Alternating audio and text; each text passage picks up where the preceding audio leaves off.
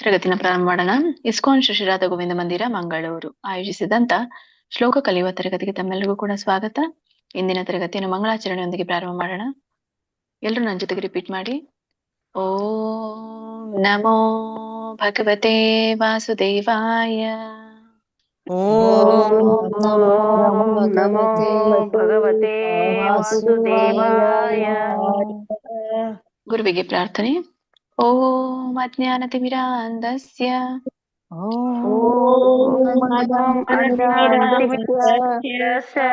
ಜ್ಞಾನಾಂಜನಶಲಾಕಯಾ ಶಲಾಕಯಾ ಚಕ್ಷುರುನ್ಮಿಲಿತಂ ಯೇನ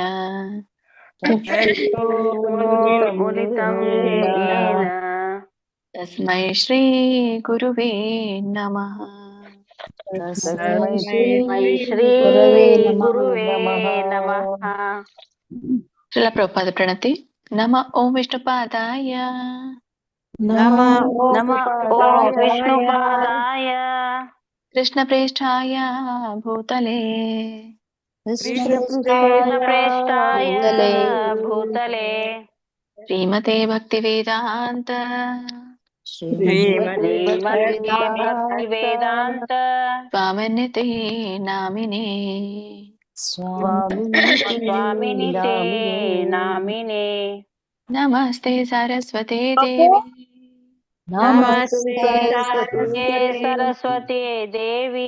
ಗೌರವಾಣಿ ಪ್ರಚಾರಿಣಿ ಗೌರವಾಣಿ ಪ್ರಚಾರಿಣಿ. ನಿರ್ವಿಶೇಷ ಶೂನ್ಯವಾದಿ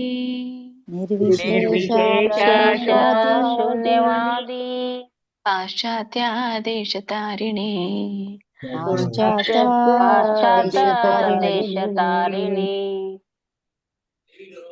ನಾರಾಯಣಂ ನಮಸ್ಕೃತ್ಯ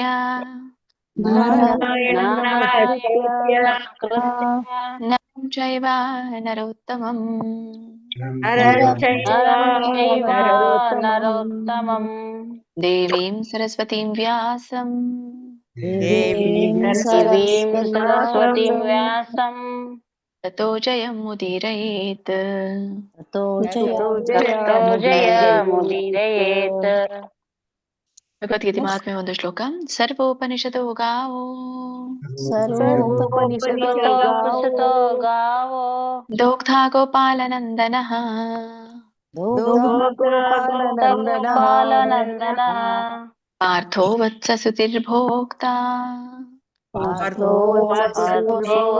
ಸುತಿರ್ಭೋಕ್ತಾ ದುಗ್ಧಂ ಗೀತಾಮೃತಂ ಮಹತ್.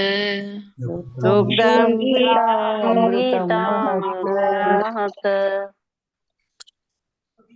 ವಸುದೇವಸುತಂ ದೇವಂ ಸುತಂ ಹಂಸಚಾಣೂರಮರ್ದನಂ ಕಂಸಚಾರೂರಮರ್ದನಂ ದೇವಕೀ ಪರಮಾನಂದಂ ದೇವಕೀ ಪರಮಾನಂದಂ ಕೃಷ್ಣಂ ವಂದೇ ಜಗದ್ಗುರುಂ.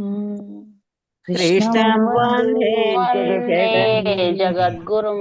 ಜಯ ಶ್ರೀ ಕೃಷ್ಣ ಚೈತನ್ಯ ಶ್ರೀ ಕೃಷ್ಣ ಪ್ರಭು ನಿತ್ಯಾನಂದ ಪ್ರಭು ನಿತ್ಯಾನಂದ ಶ್ರೀ ಅದ್ವೈತ ಗದಾಧರ ಗದಾಧರ ಶ್ರೀವಾಸಾದಿ ಗೌರ ಭಕ್ತ ವೃಂದ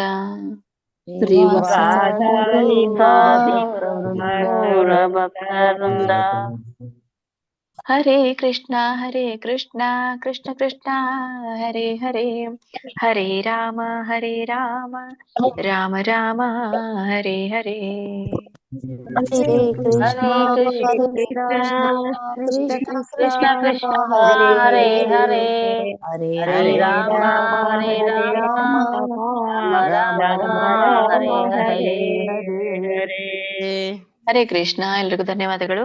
ಇಸ್ಕಾನ್ ಶ್ರೀ ರಾಧಾ ಗೋವಿಂದ ಕಿ ಜೈ, ಶ್ರೀ ಗೌರ್ ನಿತಾಯ್ ಕಿ ಜೈ, ಶ್ರೀಲ ಪ್ರಭುಪಾದ್ ಕಿ ಜೈ, ಶ್ರೀಲ ಗುರುದೇವ್ ಕಿ ಜೈ. ಎಲ್ಲ ಗುರು ಪರಂಪರೆಗೂ ಜೈ, ಎಲ್ಲ ದೀಕ್ಷಾ ಗುರುಗಳಿಗೂ ಜೈ, ಎಲ್ಲ ಶಿಕ್ಷಾ ಗುರುಗಳಿಗೂ ಜೈ, ಇಲ್ಲಿ ನೆರೆದಿರುವಂತ ಎಲ್ಲ ಭಕ್ತ ವೃಂದಕ್ಕೂ ಜೈ. ವಾಂಛಾ ಕಲ್ಪತರು ಭಶ್ಚ ಕೃಪಾ ಸಿಂಧುಭ್ಯೇವ ಚ पतितानां पावनेभ्यो वैष्णवेभ्यो नमो नमः अनंत कोटि वैष्णव वृंद की जय ಶಿಲ ಪ್ರಪಾತ್ ಕಿ ಜಯ ಶಿಲ ಗುರುದೇವ್ ಕಿ ಜಯ. ಹರೇ ಕೃಷ್ಣ. ನಿನ್ನೆ ತರಗತಿಯಲ್ಲಿ ನಾವು 14ನೇ ಅಧ್ಯಾಯವನ್ನ ಪ್ರಾರಂಭ ಮಾಡಿದ್ವಿ. 14ನೇ ಅಧ್ಯಾಯದ 4 ಶ್ಲೋಕಗಳಾಗಿತ್ತು ಅನ್ಕೊಳ್ತೇನೆ. ಸೊ 4ನೇ ಶ್ಲೋಕದಲ್ಲಿ ಏನಿತ್ತು, ಭಗವಂತ ಅರ್ಜುನನಿಗೆ ಹೇಳ್ತಾ ಇದ್ದಾರೆ, ಈ ಎಲ್ಲ ಪ್ರಾಣಿಗಳ ಎಲ್ಲ ವರ್ಗಗಳು ಅಲ್ಲ, 4ನೇದಾಗಿದೆ ಅಲ್ಲ, ಆಗಿದೆ. ಸೊ ಜೀವಿಗಳ ಕೆಲವೊಂದು ವರ್ಗಗಳಿದೆ. ಆ ವರ್ಗಗಳು ಈ ಐಹಿಕ ಪ್ರಕೃತಿಯಿಂದಲೇ ಹುಟ್ಟುತ್ತೆ. ಸೊ ಈ ಐಹಿಕ ಪ್ರಕೃತಿಗೆ ಅವು ಹುಟ್ಟಬೇಕು ಅಂದ್ರೆ ನಾನು ಪ್ರಕೃತಿಗೆ ಬೀಜ ಕೊಟ್ಟಾಗ್ಲೇ ಸಾಧ್ಯ. ಸೊ ಹಾಗೆ ನಾನೇ ಬೀಜವನ್ನ ಕೊಡುವಂತಹ ತಂದೆ. ಸೊ ಆಮೇಲೆ ಈ ಐಹಿಕ ಪ್ರಕೃತಿಯಲ್ಲಿ ಈ ಜೀವಿಗಳು ಹುಟ್ಟುತ್ತೆ ಅಂತ ಹೇಳಿ ಭಗವಂತ ಹೇಳಿದ್ರು. ಸೊ ಅದನ್ನ ಮುಂದುವರಿಸ್ತಾ ಈ ಪ್ರಕೃತಿ, ಐಹಿಕ ಪ್ರಕೃತಿ ಹೇಗಿರುತ್ತೆ, ಆ ಪ್ರಕೃತಿ ಗುಣಗಳು ಯಾವ್ಯಾವುದು ಅನ್ನೋದನ್ನ ಒಂದು ಮುಂದಿನ ಶ್ಲೋಕದಲ್ಲಿ ಹೇಳ್ತಾರೆ. ಶ್ರೀಮದ್ ಭಗವದ್ಗೀತೆ ಅಧ್ಯಾಯ 14ರ 5ನೇ ಶ್ಲೋಕ. ಸತ್ವಂ ರಜಸ್ತಮ ಇತಿ ಗುಣ ಪ್ರಕೃತಿ ಸಂಭವಾಃ ನಿಬಧ್ನಂತಿ ಮಹಾಬಾಹೋ ದೇಹೇ ದೇಹಿನಮವ್ಯಯಂ.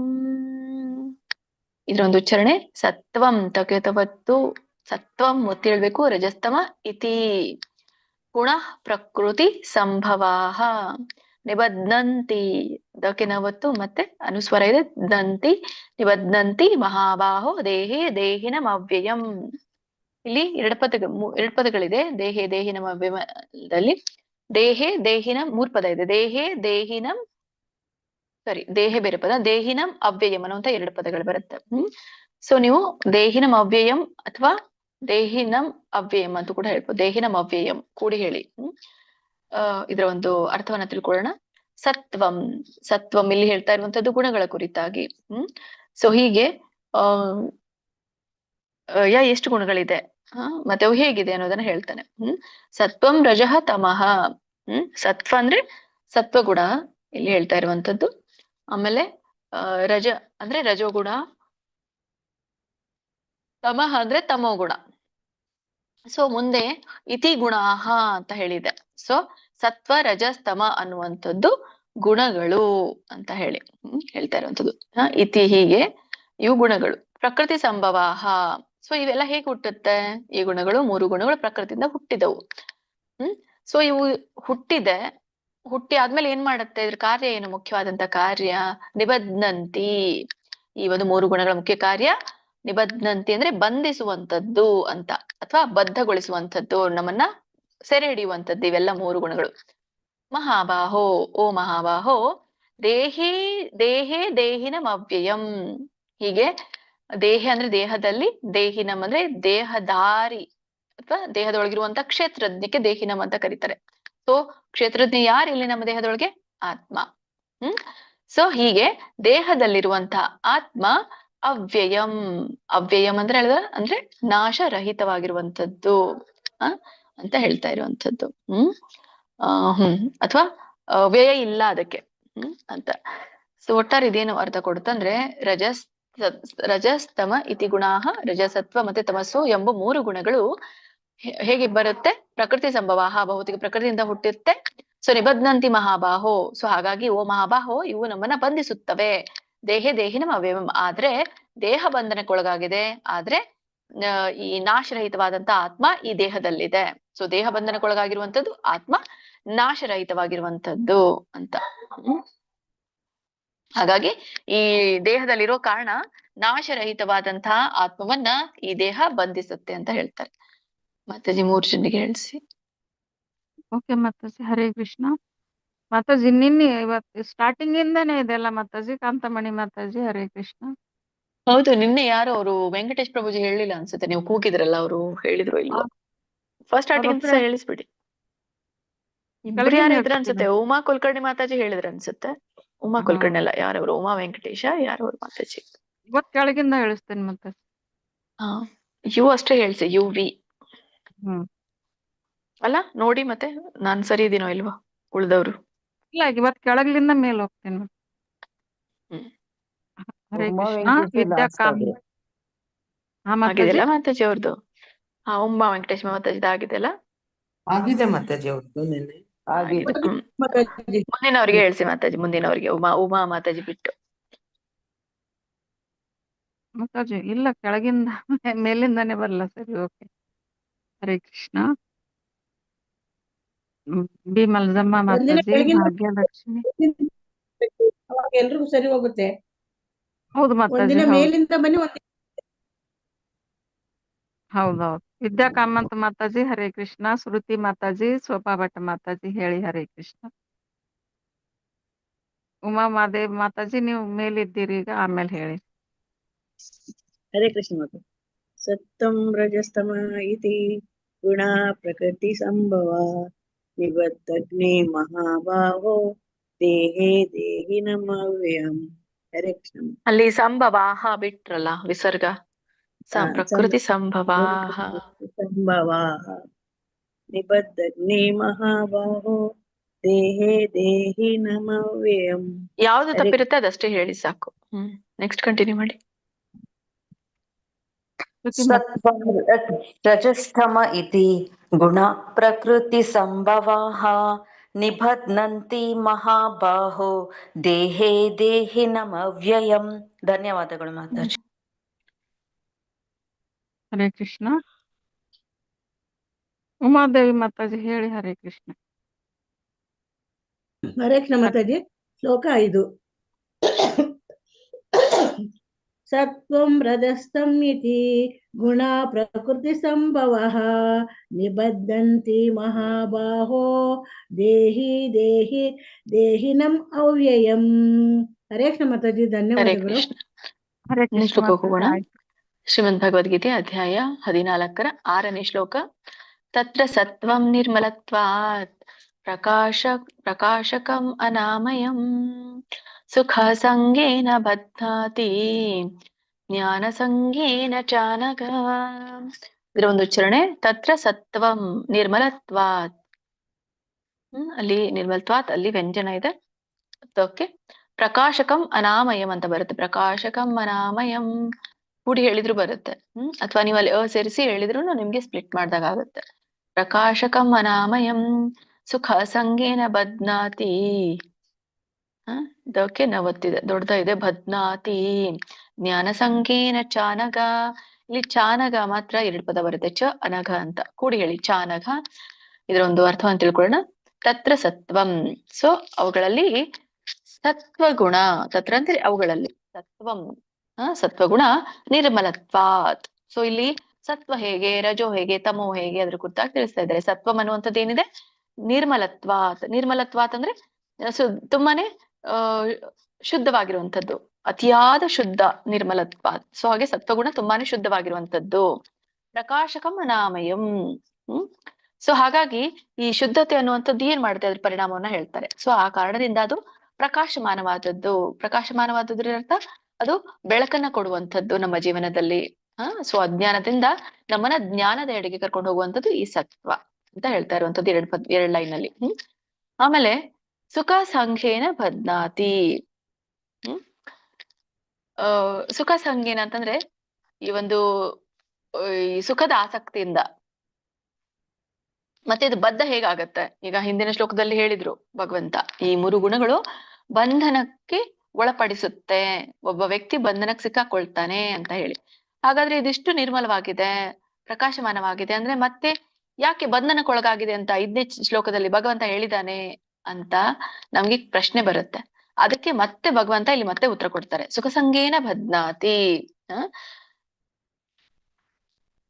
ಸುಖ ಸಂಗೇನ ಅಂದ್ರೆ ಇದು ಈ ಒಂದು ಈ ಗುಣದಲ್ಲಿ, ಸತ್ವಗುಣದಲ್ಲಿ ಯಾರು ಇರ್ತಾರೋ ಅವರು ಸುಖ ಮತ್ತೆ ಈಗ ಪ್ರಕಾಶ ಅಂತ ಹೇಳಿದ್ವಿ, ಅದು ಜ್ಞಾನ ಅಂತ ಹೇಳಿದ್ವಿ. ಸುಖ ಮತ್ತೆ ಜ್ಞಾನ ಅನ್ನುವಂತ ಪ್ರಜ್ಞೆ ಅವ್ರಿಗೆ ಇರುತ್ತೆ ಅಲ್ಲ, ನಾನು ಸುಖವಾಗಿದ್ದೇನೆ, ಜ್ಞಾನದಿಂದಿದ್ದೇನೆ, ಹಾಗಾಗಿ ಅವರು ಬಂಧನಕ್ಕೊಳಗಾಗ್ತಾರೆ ಅಂತ ಇಲ್ಲಿ ಹೇಳ್ತಾ ಇರುವಂತದ್ದು. ಸೊ ಇದು ಕೂಡ ಬಂಧನಕಾರಿಯಾಗಿದೆ. ಜ್ಞಾನ ಸಂಗೇನ ಚಾನಗ, ಅದೇ ಸುಖ ಸಂಗೇನ ಬಧ್ನಾತಿ, ಜ್ಞಾನ ಸಂಗೇನ ಚಾನಗ ಅಂದ್ರೆ ಸುಖ ಸಂಗೇನ ಸುಖದ ಆಸಕ್ತಿಯಿಂದ ಬಂಧಿಸುತ್ತೆ, ಬಧ್ನಾತಿ ಅಂದ್ರೆ ಬಂಧಿಸುತ್ತೆ. ಜ್ಞಾನ ಸಂಗೇನ ಅಂದ್ರೆ ಜ್ಞಾನಕ್ಕೆ ಅವನು ಆಸಕ್ತನಾಗಿ, ಆಮೇಲೆ ಅದು ಕೂಡ ಬಂಧನಕಾರಿಯಾಗತ್ತೆ. ಮತ್ತೆ ಇಲ್ಲಿ ಚ ಅನಘ ಅಂತ ಹೇಳ್ತಾ ಇರುವಂತದ್ದು ಅರ್ಜುನನಿಗೆ ಹೇಳ್ತಾ ಇರುವಂತದ್ದು. ಪಾಪರಹಿತನಾದಂತಹ ಅರ್ಜುನನೇ ಅಂತ ಹೇಳಿ ಅವನಿಗೆ ಚ ಅನಘ ಅಂತ ಹೇಳಿ ಕರೀತಾರೆ. ಅನಘ ಅಂದ್ರೆ ಅರ್ಜುನನಿಗೆ ಹೇಳ್ತಾ ಇರುವಂತದ್ದು. ಓಕೆ. ಸೊ ಹೀಗೆ ತತ್ರ ಸತ್ವ ನಿರ್ಮಲತ್ವಾತ್, 3 ಗುಣಗಳಲ್ಲಿ ಸತ್ವಗುಣಗಳು ಅತ್ಯಂತ ಶುದ್ಧವಾಗಿರುವಂತದ್ದು. ಪ್ರಕಾಶಕಮನಾಮಯಂ, ಪ್ರಕಾಶ ನೀಡುವುದು ಮತ್ತೆ ದೋಷರಹಿತವಾಗಿರುವಂಥದ್ದು. ಸುಖ ಸಂಗೇನ ಬದ್ನಾತಿ ಅಂದ್ರೆ ಸುಖದ ಆಸಕ್ತಿಯಿಂದ ಜೀವಿ ಇದರಿಂದ ಈ ಸತ್ವದಿಂದ ಬಂಧಿಸಲ್ಪಡ್ತಾನೆ. ಹಾಗೆಯೇ ಜ್ಞಾನಕ್ಕೆ ಆಸಕ್ತಿಯಿಂದಲೂ ಕೂಡ ಅವನು ಬಂಧನಕ್ಕೊಳಪಡ್ತಾನೆ ಅಂತ ಇಲ್ಲಿ ಹೇಳ್ತಾರೆ. ಕಂಟಿನ್ಯೂ ಮಾಡಿ ಮಾತಾಜಿ. ಓಕೆ 3 ಮಾತಾಜಿ. ಜನರಿಗೆ. ಹರೇ ಕೃಷ್ಣ. ಶ್ರುತಿ ಮಾತಾಜಿ, ಸಿಸ್ನಾ ಮಾತಾಜಿನ ಏನು ಪ್ರೊನೌನ್ಸಸ್ ಮಾಡ್ಬೇಕು ಮಾತಾಜಿ ಇದು? ಹರೇ ಕೃಷ್ಣ. ಮಾತಾಜಿ ಇದ್ದಾರಾ? ಪ್ರಭುಜಿ ಇದ್ದಾರೆ? ಶಶಿಕಲಾ ಮಾತಾಜಿ ಹರೇ ಕೃಷ್ಣ ಹೇಳಿ. ಹರೇ ಕೃಷ್ಣ. ಶ್ರುತಿ ಮಾತಾಜಿ. ಹರೇ ಕೃಷ್ಣ ಮಾತಾಜಿ. ಮಾತಾಜಿ ಮುಂದೆ ಹೋಗ್ಬಿಡಿ, ಅವ್ರಿಗೂ ಅನ್ಮ್ಯೂಟ್ ಮಾಡ್ಕೊಳ್ಳಿಲ್ಲ, ಮುಂದೆ ಹೋಗಿ. ಹರೇ ಮತ್ತೆ ಕೃಷ್ಣ ಸಮಯ. ಹರೇ ಕೃಷ್ಣ. ಹರೇ ತತ್ವಂ ಕೃಷ್ಣ. ಸತ್ವಂ ನಿರ್ಮಲಾ ತತ್ವಂ ಪ್ರಕಾಶಮಾನಾಮಯಂ ಸುಖ ಸಂಗೇನ ಪ್ರಕಾಶಕಮನಾಮಯಂ ಸುಖ ಪ್ರಕಾಶಕಮನಾಯಂ ಪ್ರಕಾಶಕಮನಾಮಯಂ ಸುಖ ಸಂಗೇನ ಬಧ್ನಾತಿ ಜ್ಞಾನ ಸಂಗೇನ ಚಾನಗ. ಹರೇ ಕೃಷ್ಣ. ಹರೇ ಕೃಷ್ಣ ಮಾತಾಜಿ. ನೀವು ಹೇಳಿದ್ರಲ್ಲ ವಿದ್ಯಾ ಮಾತಾಜಿ ಈಗ. ಹೌದು ಹೇಳಿದ್ದೇನೆ, ನೀವೀಗ ಹೆಸರು ಹೇಳಿದ್ರಂತ ನಾನು ನಿಮ್ಮ ಪುನಃ ಹೆಸರು ಹೇಳಿಲ್ಲ ಮಾತಾಜಿ ನಾನು. ಈಗ ನೀವು ಹೇಳಿದ್ರೆ ಮತ್ತೆ ಯಾಕೆ ಹೇಳ್ತೀರಾ? ನೀವು ಹರೇ ಹೇಳ್ಬೇಕು ನಾನು ಹೇಳಿದೀನಿ ಅಂತ ಹೇಳಿ. ಹರೇ ಕೃಷ್ಣ ಮಾತಾಜಿ. ಸಾರಿ. ಹೇಳಿ ಮಾತಾಜಿ. ಹರೇ ಕೃಷ್ಣ.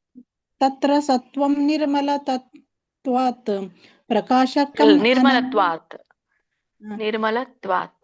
ನಿರ್ಮಲತ್ವಾತ್ ಪ್ರಕಾಶಕಂ ಅನಾಮಯಂ ಸುಖ ಸಂಗೇನ ಬಧ್ನಾತಿ ಜ್ಞಾನ ಸಂಗೇನ ಚಾನಗ. ಹರೇ ಕೃಷ್ಣ ಮಾತಾಜಿ. ತತ್ರ ಸತ್ವಂ ನಿರ್ಮಲತ್ವಾತ್ ಪ್ರಕಾಶಕಮನಾಮಯಂ ಸುಖ ಸಂಗೇನ ಬಧ್ನಾತಿ ಜ್ಞಾನ ಸಂಗೇನ ಚಾನಘ. ಹರೇ ಕೃಷ್ಣ ಮಾತಾಜಿ. ಹೇಳಿ ಮಾತಾಜಿ. ಹರೇ ಕೃಷ್ಣ. ಹರೇ ಕೃಷ್ಣ. ಮುಂದಿನ ಶ್ಲೋಕಕ್ಕೆ ಹೋಗೋಣ. ಶ್ರೀಮದ್ ಭಗವದ್ಗೀತೆ ಅಧ್ಯಾಯ 14ರ 7ನೇ ಶ್ಲೋಕ. ರಜೋ ರಾಗಾತ್ಮಕಂ ವಿದ್ಧಿ ತೃಷ್ಣಾ ಸಂಗ ಸಮುದ್ಭವಂ ತನ್ನಿಬಧ್ನಾತಿ ಕೌಂತೆಯ ಕರ್ಮಸಂಗೇನ ತೇಹಿನಂ. ಹರೇ ಕೃಷ್ಣ. ಇದರೊಂದು ಉಚ್ಚಾರಣೆ ರಜೋ ರಾಗಾತ್ಮಕಂ. ರಾಗ ಆತ್ಮಕಂ ಅಂತ ಕರೀತಾರೆ. ಅದಕ್ಕೆ ಕೂಡಿ ಹೇಳಿ. ರಾಗಾತ್ಮಕಂ ವಿದ್ಧಿ ತೃಷ್ಣಾ ಸಂಗ ಸಮುದ್ಭವಂ. 3 ಪದ ಬರುತ್ತೆ. ತೃಷ್ಣಾ ಒಂದು ಪದ, ಸಂಗ ಸಮುದ್ಭವಂ. ಸೊ ಹೇಗಿದೆ ಹಾಗೆ ಹೇಳಿ. ತೃಷ್ಣಾ ಸಂಗ ಸಮುದ್ಭವಂ ತನ್ನಿಬಧ್ನಾತಿ ಕೌಂತೆಯ ಕರ್ಮ ಸಂಗೇನ ದೇಹಿನಂ. ಹೀಗೆ ರಜೋ ರಾಗಾತ್ಮಕಂ. ರಜೋ ಗುಣದ ಕುರಿತಾಗಿ ಹೇಳ್ತಾರೆ. ಈಗ 6ನೇ ಒಂದು ಶ್ಲೋಕದಲ್ಲಿ ಸತ್ವಗುಣದ ಕುರಿತಾಗಿ ಹೇಳಿದ್ರು, ಇಲ್ಲಿ ರಜೋ ಗುಣದ ಕುರಿತಾಗಿ ಹೇಳ್ತಾರೆ. ರಜೋಗುಣ ರಾಗಾತ್ಮಕಂ ವಿದ್ಧಿ. ಸೊ ರಜೋಗುಣ ಆಸಕ್ತಿಯಿಂದ ಒಂದು ಸ್ವಭಾವ, ಆಸಕ್ತಿಯಿಂದ ಕೂಡಿದೆ ಅಂತ ತಿಳಿದುಕೋ ಅಂತ ಹೇಳ್ತಾ ಇರುವಂತದ್ದು 1ನೇ ಲೈನಲ್ಲಿ. ರಜೋ ರಾಗಾತ್ಮಕಂ ವಿದ್ಧಿ. ರಜೋಗುಣವು ಆಸಕ್ತಿಯ ಒಂದು ಸ್ವಭಾವವೆಂದು ತಿಳಿದುಕೋ. ತೃಷ್ಣಾ ಸಂಗ ಸಮುದ್ಭವಂ. ಇಲ್ಲಿ ತೃಷ್ಣ ಅಂದ್ರೆ ಒಂದು ಹಂಬಲ. ಯಾವ ಹಂಬಲ ಅಂದ್ರೆ ಏನೋ ಪಡಿಬೇಕು ಅನ್ನುವಂತ ಕಾತ್ರತೆ, ಅಥವಾ ಒಂದು ಆಸೆ. ತೃಷ್ಣ ಅಂದ್ರೆ ಒಂದು ಆಸೆ. ಎದ್ರದ ಆಸೆ? ಈ ಸಂಘ ಸಮುದ್ಭವ. ಸೊ ಈ ಆಸೆ ಮತ್ತೆ ಇದು ಹೇಗೆ ಹುಟ್ಟುತ್ತೆ ಅನ್ನೋದನ್ನ ಇಲ್ಲಿ ಹೇಳ್ತಾರೆ. ತೃಷ್ಣಾ ಸಂಘ ಸಮುದ್ಭವ. ಇದು ರಜಗುಣ ಹುಟ್ಟೋದು ಹೇಗೆ? ಆಸೆ ಮತ್ತೆ ಒಂದು ಲಿಪ್ತತೆ. ಸಂಘ ಅಂತಂದ್ರೆ ಇಲ್ಲಿ ಒಂದು ಏನ್ ಹೇಳ್ತಾರೆ, ಬಯಕೆ. ಆಸೆ ಬಯಕೆಗಳಿಂದ ಹುಟ್ಟಿರುವಂತದ್ದು. ಅಂಟಿಕೆಯಿಂದ ಅಂಟ್ಕೊಳ್ತೀವಲ್ಲ, ನನಗೆ ಬೇಕೇ ಬೇಕು ಅಂತ ಹೇಳಿ. ಸೊ ಹಾಗೆ ಅದರಿಂದ ಸಮುದ್ಭವಂ ಹುಟ್ಟಿದ್ದು. ತನ್ನಿಬಧ್ನಾತಿ ಕೌಂತೆಯ. ಸೊ ಹೀಗೆ ಓ ಅರ್ಜುನ, ಅದು ತನ್ನಿ ಅಂತಂದ್ರೆ ಇಲ್ಲಿ ಇದು ಹೇಳ್ತಾರೆ,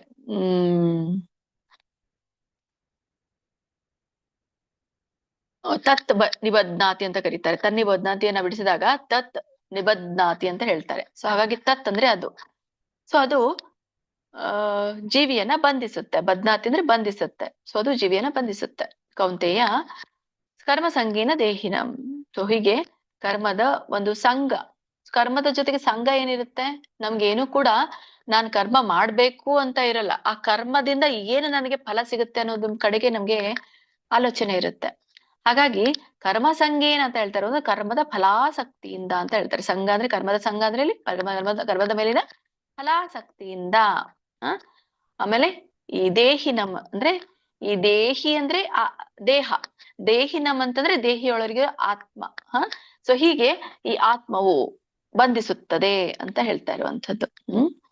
ಸೊ ಒಟ್ಟಾರೆ ಇದು ಅರ್ಥ ಏನ್ ಕೊಡುತ್ತಂದ್ರೆ, ಓ ಅರ್ಜುನ, ರಜೋಗುಣವು ಆಸೆ ಮತ್ತೆ ಈ ಒಂದು ಬಯಕೆಯಿಂದ ಹುಟ್ಟುತ್ತೆ. ಸೊ ಅದು ಜೀವಿಯನ್ನ ಕರ್ಮಫಲದ ಆಸಕ್ತಿಯಿಂದ ಬಂಧಿಸುತ್ತೆ. ಅಂದ್ರೆ ಇಲ್ಲಿ ವ್ಯಕ್ತಿ ಯಾವಾಗ್ಲೂ ಒಂದ್ ಏನೇ ಕೆಲಸ ಮಾಡಿದ್ರು ಅದರಲ್ಲಿ ಒಂದು ಫಲದ ಆಸಕ್ತಿ ಇಟ್ಕೊಂಡು ಮಾಡ್ತಾನೆ, ಅದಕ್ಕಾಗಿ ಅವನು ಬಂಧನಕ್ಕೊಳಗಾಗ್ತಾನೆ ಅಂತ ಹೇಳ್ತಾ ಇರುತ್ತೆ. ಮಾತಾಜಿ ಕಂಟಿನ್ಯೂ. ಓಕೆ ಮಾತಾಜಿ, ಹರೇ ಕೃಷ್ಣ. ರೂಪಾ ಕೊಡಕಲ್ ಮಾತಾಜಿ, ರೇಖಾ ಮಾತಾಜಿ, ರವಿ ಪ್ರಭುಜಿ, ಹರೇ ಕೃಷ್ಣ. ಹರೇ ಕೃಷ್ಣ ಮಾತಾಜಿ. ಶ್ಲೋಕ 7. ರಜೋರಾಗಾತ್ಮಕಂ ವಿದ್ಧಿ ತೃಷ್ಣಾ ಸಂಗ ಸಮುದ್ಭವಂ ತನ್ನಿಬಧ್ನಾತಿ ಕೌಂತೇಯ ಕರ್ಮ ಸಂಗೇನ ದೇಹಿನಂ. ಹರೇ ಕೃಷ್ಣ ಮಾತಾಜಿ, ಧನ್ಯವಾದಗಳು. ಹರೇ ಕೃಷ್ಣ ಮಾತಾಜಿ. ಶ್ಲೋಕ 7. ರಜೋರಾಗಾತ್ಮಕಂ ವಿದ್ಧಿ ತೃಷ್ಣಾ ಸಂಗ ಸಮುದ್ಭವಂ ತನ್ನಿಬಧ್ನಾತಿ ಕೌಂತೇಯ ಕರ್ಮ ಸಂಗೇನ ದೇಹಿನಂ. ಹರೇ ಕೃಷ್ಣ ಮಾತಾಜಿ, ಧನ್ಯವಾದಗಳು. ಹರೇ ಕೃಷ್ಣ. ರವಿ ಪ್ರಭುಜಿ ಹೇಳ್ತೀರಾ? ಹರೇ ಕೃಷ್ಣ. ಪಾರ್ವತಮ್ಮ ಮಾತಾಜಿ ಹೇಳಿ. ಹರೇ ಕೃಷ್ಣ. ಪಾರ್ವತಮ್ಮ ಮಾತಾಜಿ. ಮಾತಾಜಿ ನಾವ್ ಹೇಳಲೇ ಇಲ್ಲ, ಆಗ್ಲೇ 1 ವಾರ ಆಗಿದೆ ನಾವ್ ಹೇಳಿ. ಹೌದಾ? ಹೇಳಿ ಮಾತಾಜಿ. ಶ್ಲೋಕ 7. ರಜೋ ರಾಗಾತ್ಮಕಂ ವಿಧಿ ಕೃಷ್ಣ ವಿದ್ಧಿ ಕೃಷ್ಣ ಸಂಗ ಸಮೋದ್ಭವಂ ತನ್ನಿಬಧ್ನಾತಿ ಕೌಂತೇಯ ಕರ್ಮ ಸಂಗೇನ ದೇಹಿನಾಂ. ಹರಿ ಕೃಷ್ಣ ಮಾತಾಜಿ. ಹರೇ ಕೃಷ್ಣ ಮಾತಾಜಿ. ಆಯ್ತು. ಮುಂದಿನ ಶ್ಲೋಕಕ್ಕೆ ಹೋಗೋಣ. ಶ್ರೀಮದ್ ಭಗವದ್ಗೀತೆ ಅಧ್ಯಾಯ 14ರ 8ನೇ ಶ್ಲೋಕ. ತಮಸ್ತ್ವಜ್ಞಾನಜಂ ವಿದ್ಧಿ ಮೋಹನಂ ಸರ್ವದೇಹಿನಾಂ ಪ್ರಮಾದಾಲಸ್ಯ ನಿದ್ರಾಭಿಃ ತನ್ನಿಬಧ್ನಾತಿ ಭಾರತ. ಇದರ ಒಂದು ಉಚ್ಚಾರಣೆ ತಮಸ್ತ್ವಜ್ಞಾನಜಂ. ಇಲ್ಲಿ ತಮಃ ತು ಅಜ್ಞಾನಜಂ ಅನ್ನುವಂತ 3 ಪದ ಇದೆ. ಸೊ ಹೀಗೆ ಕೂಡಿ ಹೇಳಿ, ತಮಸ್ತ್ವಜ್ಞಾನಜಂ. ತಮಸ್ತ್ವಜ್ಞಾನಜಂ ವಿದ್ಧಿ ಮೋಹನಂ ಸರ್ವದೇಹಿನಾಂ ಪ್ರಮಾದಾಲಸ್ಯ. ಪ್ರಮಾದ ಆಲಸ್ಯ ಅನ್ನುವಂತ 2 ಪದ ಕೂಡಿ ಹೇಳಿ, ಪ್ರಮಾದಾಲಸ್ಯ ನಿದ್ರಾಭಿಹಿ ತನ್ನಿಬಧ್ನಾತಿ ಭಾರತ. ಸೊ ಇದರೊಂದು ಅರ್ಥ ತಮಸ್ತ್ವಜ್ಞಾನಜಂ ವಿದ್ಧಿ ಅಂದ್ರೆ ಇಲ್ಲಿ ಹಿಂದಿನ ಶ್ಲೋಕದಲ್ಲಿ ರಜಗುಣ ಆಯ್ತು, ಇಲ್ಲ ತಮಗುಣ ಅಂತ ಹೇಳ್ತಾರೆ. ತಮಸ್ತ್ವಜ್ಞಾನಜಂ ಅಂದ್ರೆ ತಮಗುಣವು ಅಜ್ಞಾನಜಂ ವಿದ್ಧಿ ಅಜ್ಞಾನದಿಂದ ಹುಟ್ಟಿದ್ದು ಎಂದು ವಿದ್ಯೆ ಅಂದ್ರೆ ತಿಳಿದುಕೋ. ತಿಳಿ, ತಮಗುಣವು ಅಜ್ಞಾನದಿಂದ ಹುಟ್ಟಿದೆ ಅಂತ ತಿಳಿ. ಮೋಹನಂ ಸರ್ವದೇಹಿನಾಂ.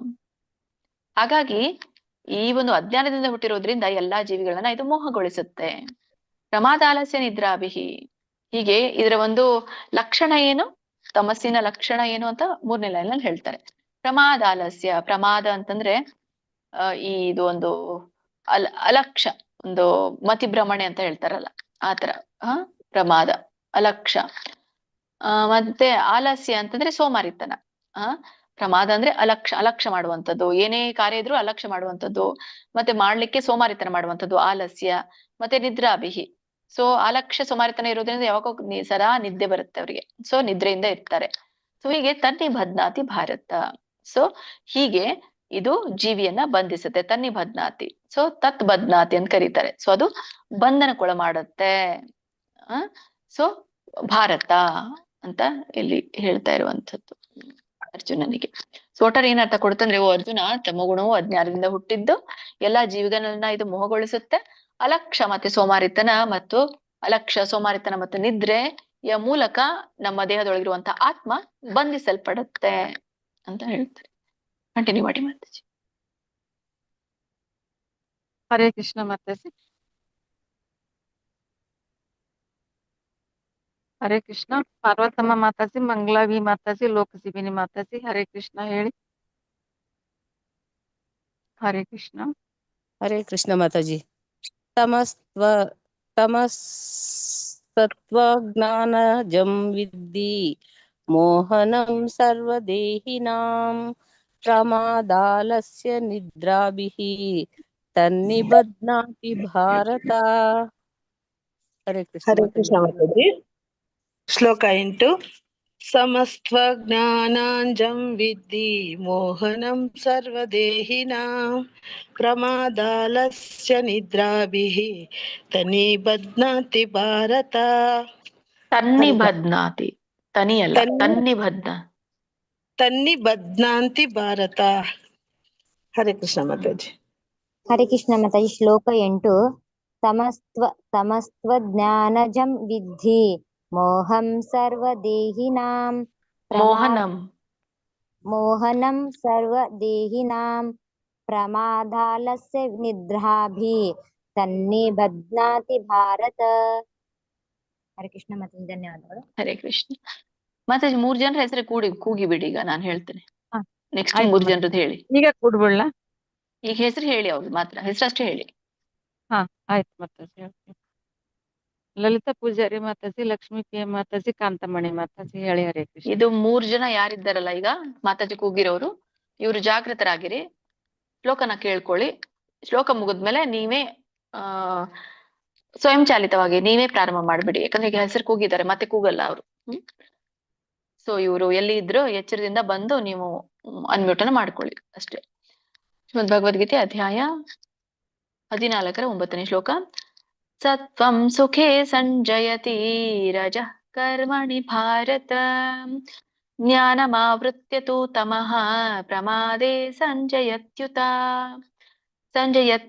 ಹಾ ಸರಿ, ಓಕೆ. ಇದ್ರ ಒಂದು ಉಚ್ಚಾರಣೆ ಸತ್ವಂ ಸುಖೇ ಸಂಜಯತಿ. ಮತ್ತೆ ಸತ್ವಗುಣದ ಕುರಿತಾಗಿ ಹೇಳ್ತಾ ಇದ್ದಾರೆ. ಸತ್ವ ರಜ ತಮೋ ಗುಣದ ಕುರಿತಾಗಿ ಹೇಳ್ತಾ ಇದ್ದಾರೆ ಇಲ್ಲಿ. ಸತ್ವಂ ಸುಖೇ ಸಂಜಯತಿ ರಜಃ ಕರ್ಮಣಿ ಭಾರತ.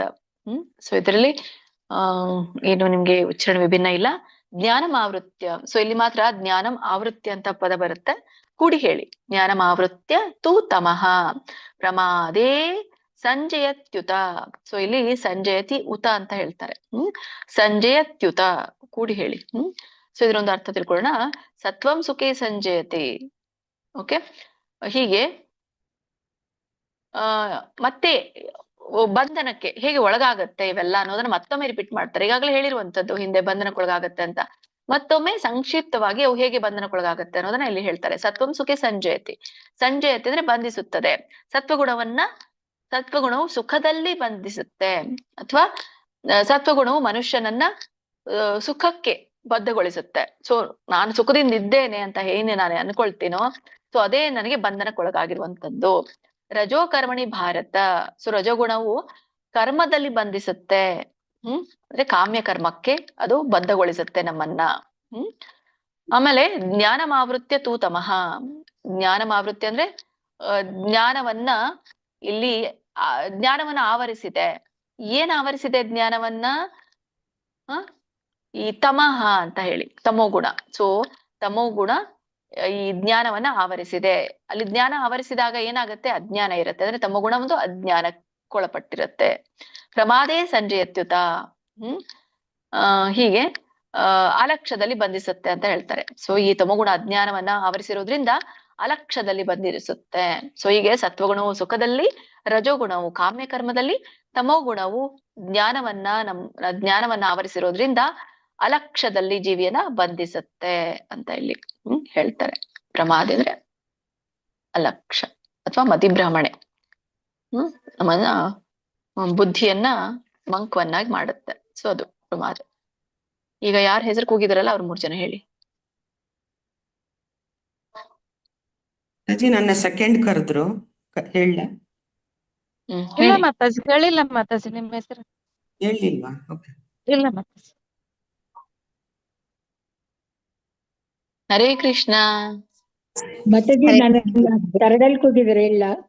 ಸತ್ವಂ ಸುಖೇ ಸಂಜಯತಿ ರಜಃ ಕರ್ಮಣಿ ಭಾರತ ಜ್ಞಾನ ಆವೃತ್ಯ ತು ತಮಃ ಪ್ರಮಾದೇ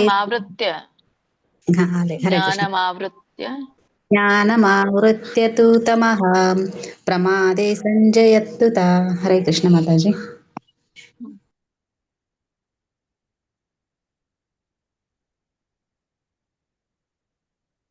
ಮತ್ತೆ ಯಾರಿಬ್ರು ಹೇಳಿ ಎಲ್ಲಿದ್ದೀರಾ? ಮಾತಾಜಿ, ಕಾಂತಮಣಿ ಮೂರನೇ ಮಾತಾಜಿ ಸಲ ಮತ್ತೆ ಕೊಡಿ ಇನ್ನೊಬ್ರು ಮಾತಾಜಿ. 3ನೇ ಸಲ ನಂದು ಬರೋದು ಹೇಳ ಇಲ್ಲ ಮಾತಾಜಿ, ನಿಮ್ಗೆ ಹೇಳಿಲ್ಲ ಹೆಸರು ನಾನು. ಹೇಳಿದ್ರಿ ಮಾತಾಜಿ. ಕಾಂತಮಣಿ ಲಕ್ಷ್ಮೀ ಅಂತ. ಪಿ ಎಂ ಮಾತಾಜಿ, ಲಲಿತಾ ಪೂಜಾರಿ ಮಾತಾಜಿ, ಮತ್ತೆ ಯಾರು ಹೇಳಿದ್ರಲ್ಲ ಅವ್ರು ಹೇಳಿದ್ದೆ. ನನ್ ಹರೇ ಕೃಷ್ಣ ಮಾತಾಜಿ ಹೇಳ್ತೀನಿ. ಶ್ಲೋಕ 9.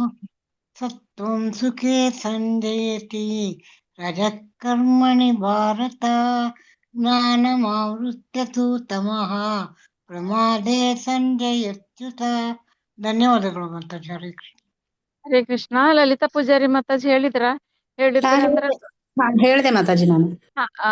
ಆಯ್ತು ಮಾತಾಜಿ. ಸೌಮ್ಯಶ್ರೀ ಮಾತಾಜಿ ಹೇಳಿ. ಹರೇ ಕೃಷ್ಣ. ಹರೇ ಕೃಷ್ಣ ಮಾತಾಜಿ. ಶ್ಲೋಕ ಆಯ್ತು 9. ಮಾತಾಜಿ, ಅವ್ರದ್ದಾದ್ಮೇಲೆ. ಹರೇ ಕೃಷ್ಣ ಮಾತಾಜಿ. ಶ್ಲೋಕ 9.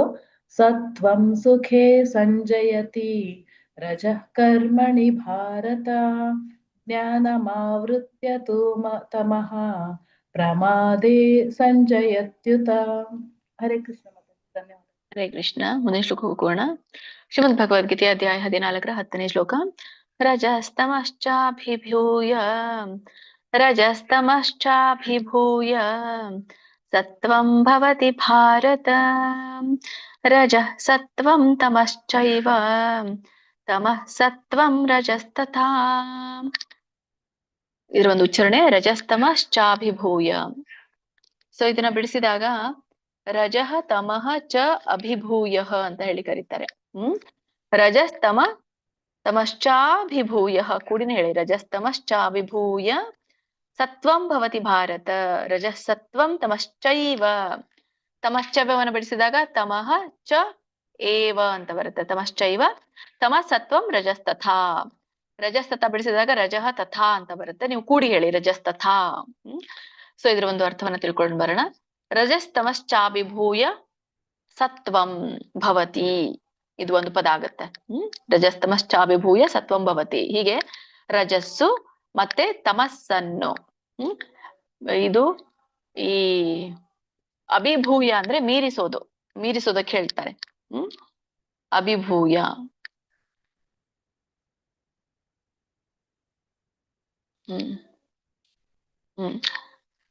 ಮೀರಿಸುವಂಥದ್ದು ಅಥವಾ ಪ್ರಬಲವಾಗಿಸುವಂಥದ್ದಕ್ಕೆ ಅಭಿಭೂಯ ಅಂತ ಕರೀತಾರೆ.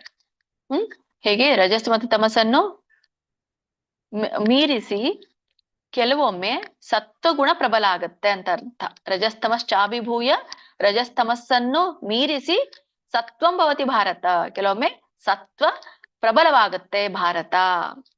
ಅರ್ಜುನನೇ. ಆಮೇಲೆ ರಜಸತ್ವಂ ತಮಶ್ಚೈವ, ಕೆಲವೊಮ್ಮೆ ರಜೋಗುಣ ಸತ್ವ ರಜೋಗುಣವು ಕೆಲವೊಮ್ಮೆ ರಜೋಗುಣ ಸತ್ವ ಮತ್ತೆ ತಮಸ್ಸನ್ನ ಮೀರಿಸುತ್ತೆ. ರಜ ಸತ್ವಂ ತಮಶ್ಚೈವ, ರಜಗುಣ ಸತ್ವವನ್ನು ಮತ್ತೆ ತಮಸ್ಸನ್ನ ಮೀರಿಸುತ್ತೆ. ತಮಸತ್ವಂ ರಜಸ್ತಥ, ಮತ್ತೊಮ್ಮೆ ತಮೋಗುಣ ಸತ್ವ ಮತ್ತೆ ರಜಸ್ಸನ್ನ ಮೀರಿಸುತ್ತೆ ಅಂತ ಇಲ್ಲಿ ಹೇಳ್ತಾರೆ. ಸೊ ಹೀಗೆ ಏನರ್ಥ ಕೊಡ್ತಂದ್ರೆ, ಒಟ್ಟಾರೆ ಓ ಅರ್ಜುನ, ಕೆಲವೊಮ್ಮೆ ಸತ್ವಗುಣವು ಉಳಿದ 2 ಗುಣಗಳನ್ನ ಮೀರಿಸುತ್ತದೆ. ಇನ್ನು ಕೆಲವೊಮ್ಮೆ ರಜೋಗುಣವು ಮತ್ತೆ ಕೆಲವೊಮ್ಮೆ ತಮೋಗುಣವು ಪ್ರಬಲವಾಗುತ್ತದೆ ಅಂತ ಇಲ್ಲಿ ಹೇಳ್ತಾರೆ. ಕಂಟಿನ್ಯೂ ಮಾಡಿ. ಓಕೆ ಮಾತಾಜಿ. ಹರೇ ಕೃಷ್ಣ. ರವಿ ಪ್ರಭುಜಿ, ರತ್ನ ಮಾತಾಜಿ, ಲಲಿತಾ ಮಾತಾಜಿ ಹೇಳಿ. ಹರೇ ಕೃಷ್ಣ. ರೇಖಾ ಮಾತಾಜಿ ಹೇಳಿದ್ದೀರಲ್ಲ? ಹರೇ ಕೃಷ್ಣ ಮಾತಾಜಿ. ಹೇಳ ಹೇಳಿ ಹೇಳಿ. ರಜಸ್ತಮಶ್ಚಾಭಿಭೂಯ ಸತ್ವಂ ಭವತಿ ಭಾರತ ರಜಸತ್ವಂ ತಮಶ್ಚೈವ ತಮಃ ಸತ್ವಂ ರಜಸ್ತಥಾ. ಹರೇ ಕೃಷ್ಣ ಮಾತಾಜಿ. ಹರೇ ಕೃಷ್ಣ ಮಾತಾಜಿ. 10ನೇ ಶ್ಲೋಕ. ರಜಸ್ತಮ ಚಾಭಿಭೂಯ ಸತ್ವಂ ಭವತಿ ಭಾರತ ರಜಸ್ತತ್ವಂ ತಮಶ್ಚೈವ ತಮಃ ಸತ್ವಂ ರಜಸ್ತಥಾ. ಹರೇ ಕೃಷ್ಣ ಮಾತಾಜಿ. ಹರೇ ಕೃಷ್ಣ ಮಾತಾಜಿ. ರಜಸ್ತಮಶ್ಚಾಭಿಭೂಯ ಸತ್ವಂ ಭವತಿ ಭಾರತ ರಜಸತ್ವಂ ತಮಶ್ಚೈವ ತಮಃ ಸತ್ವಂ ರಜಸ್ತಥಾ. ಹರೇ ಕೃಷ್ಣ. ನನ್ನದಾಗಿದೆ ಮಾತಾಜಿ, ಓದಿ. ಆಯ್ತು. ಹರೇ ಕೃಷ್ಣ. ಮುಂದಿನ ಶ್ಲೋಕ ಹೋಗೋಣ. ಶ್ರೀಮದ್ ಭಗವದ್ಗೀತೆ ಅಧ್ಯಾಯ 14 11ನೇ ಶ್ಲೋಕ. ಸರ್ವದ್ವಾರೇಶು. ಈ 3 ಜನರಿಗೆ ಹೇಳಿ ಮಾತಾಜಿ, ಅವ್ರ ಹೆಸರು ಕೂಗಿ. ಆಯ್ತು ಮಾತಾಜಿ. ಲಕ್ಷ್ಮೀ ಪಿ ಎಂ ಮಾತಾಜಿ, ಕಾಂತಮಣಿ ಮಾತಾಜಿ, ಸೌಮ್ಯಶ್ರೀ ಮಾತಾಜಿ. ಇವ್ರು ಆಗಿದೆ ಅನ್ಸುತ್ತೆ. ನೀವು ಹೇಗೆ ಹೋಗ್ತಾ ಇದೀರಾ? ನೀವು ಮತ್ತೆ ಕೆಳಗೆ ಹೋಗ್ತಾ ಇದೀರಾ ನೋಡಿ ಮಾತಾಜಿ, ಮೇಲೆ ಹೋಗ್ಬೇಕಲ್ಲ ನೀವು. ಲಕ್ಷ್ಮೀ ಪ್ರಿಯ ನಮ್ಗೆ ಮಾತಾಜಿ ಒಂದು ಆಗಿಲ್ಲ. ಸತ್ಯ ಆದದ್ದು ಮಾತಾಜಿ, ಒಂದೊಂದೇ ಸತ್ಯ ಆದದ್ದು. ಕೆಲವರು 3 ಸಲ ಓದಿದ್ರು. ಇಲ್ಲ ಮಾತಾಜಿ, ಅವ್ರ ಹೆಸರು ಕೂಗದೆ ಇದ್ರು ಇಲ್ಲ. ಹೇಳ್ತಾ ಇದ್ದಾರೆ ಹಾಗೆ. ಅನಂತ್ ಮಾತಾಜಿ ನೀವು ಕುಲಕರ್ಣಿ ಕೆಳಗಿಂದ ಮೇಲೆ ಹೋಗ್ತಾ ಇದ್ದೀರಾ, ನೆನಪಿರ್ಲಿ. ಹಾ ಮಾತಾಜಿ, ಹಾಗೆ ಹೋಗ್ತಾ ಇದ್ದೇನೆ. ಅನಂತ್ ಕುಲಕರ್ಣಿ ಪ್ರಭುಜಿ, ಹರಿಣಿ ಕಕ್ಕೇರಿ ಮಾತಾಜಿ, ಗೀತಾ ಮಾತಾಜಿ, ಹೇಳಿ. ಹರೇ ಕೃಷ್ಣ. 3 ಜನರ ಮಾತಾಜಿ ನಂದು ಆಗಿಲ್ಲ ಮಾತಾಜಿ, ಕಾಂತಮಣಿ. ಮಾತಾಜಿ ಹೇಳಿ ಮಾತಾಜಿ, ನೀವು ಅಂದ್ರೆ ಇದಾದ ಈಗ ಶ್ಲೋಕ ಆದ್ಮೇಲೆ ಓಕೆ, ಹೇಳಿ. ಸರಿ. ಸರ್ವದ್ವಾರೇಷು ದೇಹೇಸ್ಮಿನ್ ಪ್ರಕಾಶ ಉಪಜಾಯತೆ ಜ್ಞಾನಂ ಯದಾ ತದಾ ವಿದ್ಯಾದ್ ವಿವೃತ್ತಂ ಸತ್ವಮಿತ್ಯುತ. ಹರೇ ಕೃಷ್ಣ. ಇದ್ರೊಂದು ಉಚ್ಚಾರಣೆ. ಸರ್ವದ್ವಾರೇಷು ದೇಹೇಸ್ಮಿನ್, ಅಲ್ಲಿ ಅವಗ್ರಹ ಅ ಬರುತ್ತೆ, ಕೂಡಿ ಹೇಳಿ. ಅ ಸೇರಿಸೋ ಅವಶ್ಯಕತೆ ಇಲ್ಲ. ದೇಹೇಸ್ಮಿನ್ ಪ್ರಕಾಶ ಉಪಜಾಯತೆ ಜ್ಞಾನಂ ಯದಾ ತದಾ ವಿದ್ಯಾತ್, ದಕ್ಕೆ ವ್ಯಂಜನ ಇದೆ ಎಂಡಿಗೆ, ವಿದ್ಯಾತ್ ವಿವೃದ್ಧಂ ಸತ್ವಮಿತ್ಯುತ. ವಿವೃದ್ಧಂ ಸತ್ವಮಿತ್ಯುತ ಇದನ್ನ ಬಿಡಿಸಿದಾಗ ಸತ್ವಂ ಇತಿ ಉತ ಅಂತ ಕರೀತಾರೆ, ಇತ್ಯುತ ಅಂತ ಹೇಳಿ. ಇದರ ಒಂದು ಅರ್ಥವನ್ನು ತಿಳ್ಕೊಂಡು ಬರೋಣ.